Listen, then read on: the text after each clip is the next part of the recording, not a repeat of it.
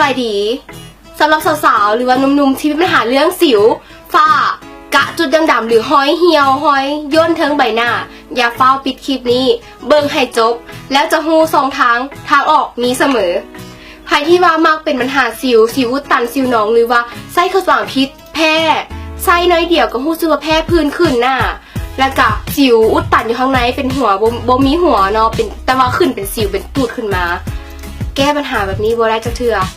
หรือว่าฝ้ากระที่เกิดจากตากแดดหลายถึกแสงไฟหลายถึกแสงไฟโทรศัพท์หลายหนาเริ่มหมองคล้ำเริ่มดำหรือไผที่ผิวแห้งเกินไปบ่ซุ่มบ่ซึนบ่มีความยืดหยุ่นของน้ำขาดน้ำกะฟังทางนี้พอแฮปปี้นี้สิ่งดีๆมาบอกนั่นก็คือตัวนี้เลย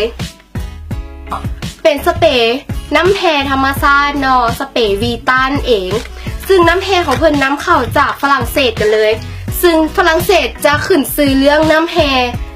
แล้วเพิ่นก็ได้เอามาบรรจุใส่ในขวดตัวนี้ซึ่งว่าจะผสมกับอะโลเวราก็คือว่านหางแค่และก็ยังจะมีชาเขียวซึ่งให้ความเย็นและให้ความสดชื่นเมื่อเวลาที่เฮาก่อนแต่งหน้าเฮาสีลงไปก่อนจะช่วยรักษาเฮาสีได้ตลอดเวลาเลยเด้อคือเวลาเฮาอยากสีตอนใดเฮาสีได้ตลอดเฮาก่อนแต่งหน้าเพื่อให้เครื่องสำอางจับดีหรือว่าบำรุงรักษาสิวรักษาฝ้าของเฮาหรือว่าหลังจากที่เฮาแต่งแล้วเฮาอยากให้เครื่องสำอางติดทนกับเฮาอยู่ตลอดเฮาก็สีลงไปแค่นี้หรือว่า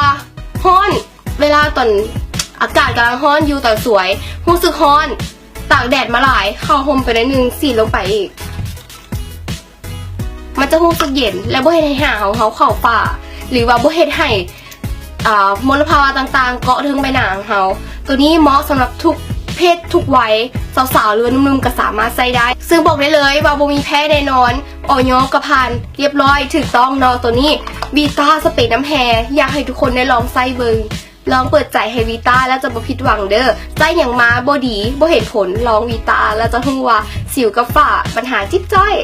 หรือใครที่ว่าอยากเป็นตัวแทนจำหน่ายฝากเบอร์ไว้ทางลุมนี้เลยหรือว่าสั่งซื้อก็ได้เนาะราคาสบายกระเป๋าเป็นตัวแทนจำหน่ายยังได้รุ่นคำรุ่นเงินรุ่นท่องเที่ยวกันอีกของแจกของแถมมีหลากหลายเด้อสนใจสั่งซื้อฝากเบอร์ไว้ทางกล้องคอมเมนต์วิดีโอนี้ได้เลยบอกได้เลยว่าคุ้มแน่นอน